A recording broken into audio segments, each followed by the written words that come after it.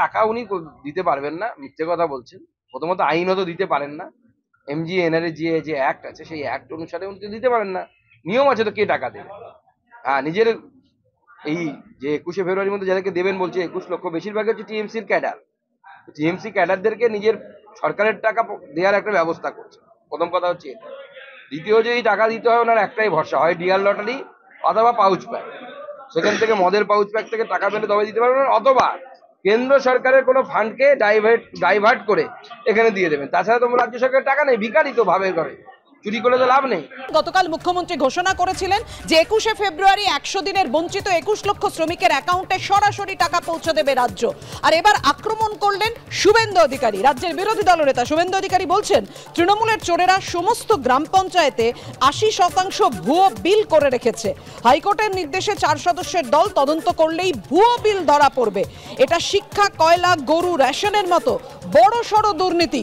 তদন্ত রিপোর্ট জমা পড়লে তা স্পষ্ট হবে। বিস্ফোরক মন্তব্য করেছেন শুভেন্দু অধিকারী। এই টাকা আসবে কোথা থেকে? অর্থ দপ্তরের লোকেরাই বলেছেন। মুখ্যমন্ত্রী 7 তারিখের আগে অতিরিক্ত লোনের আবেদন করতে বলেছেন। চোর ঠিকাদারদের সেই টাকা দিয়ে লোকসভা ভোটের বৈতরণী পার করতে চাইছে তৃণমূল কংগ্রেস। আক্রমণে বিরোধী দলনেতা শুভেন্দু অধিকারী।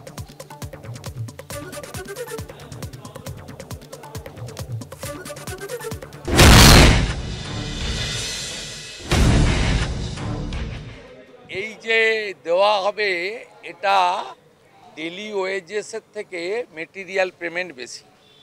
মেটেরিয়াল পেমেন্ট মানে তৃণমূলের চোরগুলো সমস্ত গ্রাম পঞ্চায়েতে 80% ভুয়া বিল করে রেখেছে, এবং তারা 5 লাখ টাকার মেটেরিয়াল সাপ্লাই দিলে 25 লাখ টাকার বিল করে রেখেছে। এদেরকে কয়েক হাজার কোটি টাকা ভোটের আগে পাইয়ে দিয়ে 50% বলে, তোমাদের তো টাকা কোনোদিন পেতে না। তারপরে হাইকোর্টের নির্দেশে ফোরম্যান টিম তারা ইনভেস্টিগেশন শুরু করবে কোনটা ফেক আর কোনটা ট্রু। তাই মমতা ব্যানার্জি জানে এই ফ্রডগুলো জেলে যাবে 2-4 মাসের মধ্যে।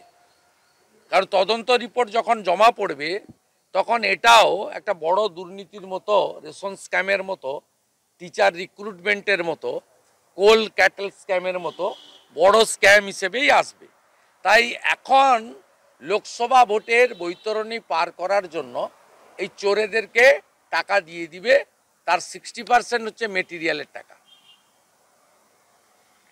এবং এই টাকা আসবে কোত্থেকে? অর্থ দপ্তরের লোকেরা আমাকে নোট পাঠিয়েছেন আজ সকালে। ওনার ভিতরে তো আমার লোকজন প্রচুর। তারা বলেছেন মুখ্যমন্ত্রী 7 তারিখের আগেই একটা 7,000 কোটি টাকার অ্যাডিশনাল লোনের প্রেয়ার করতে বলেছেন। এটা নির্বাচনের আগে মেটেরিয়াল পেমেন্টের নামে তৃণমূলের কাটমানি, ঘুষ, নির্বাচনী তহবিল এবং এই চোর ঠিকাদারদের দিয়ে গ্রামাঞ্চলে ভোট নিয়ন্ত্রণ করা এবং মদ মাংসের মোচ্ছব করে যাতে লোকসভাতে কোনোভাবে অস্তিত্ব রক্ষা হয়, একটা চেষ্টা তিনি করছেন। মুখ্যমন্ত্রী গতকাল বকেয়া মেটানোর আশ্বাস দিয়েছিলেন। রাজ্য বিজেপি সভাপতি সুকান্ত মজুমদার আজকে আক্রমণ করে বললেন, যাদের মুখ্যমন্ত্রী টাকা দেবেন বলেছেন তাদের বেশিরভাগই তৃণমূলের ক্যাডার। আইনত এভাবে টাকা দেওয়া যায় না। রাজ্য সরকারের তো টাকাই নেই, দেবে কি করে? আর দিলেও কেন্দ্রের অন্য কোনো বরাদ্দের থেকে টাকা দিতে পারে। আইনত মুখ্যমন্ত্রী এভাবে টাকা দিতে পারেন না। মন্তব্য রাজ্য বিজেপি সভাপতি সুকান্ত মজুমদারের। টাকা উনি দিতে পারবেন না, মিথ্যে কথা বলছেন। প্রথমত আইনত দিতে পারেন না। এমজিএনআর যে অ্যাক্ট আছে সেই অ্যাক্ট অনুসারে উনি দিতে পারেন না। নিয়ম আছে তো, কে টাকা দেবে? হ্যাঁ, নিজের এই যে 21শে ফেব্রুয়ারির মধ্যে যাদেরকে দেবেন বলছে 21 লক্ষ, বেশিরভাগ হচ্ছে টিএমসির ক্যাডার।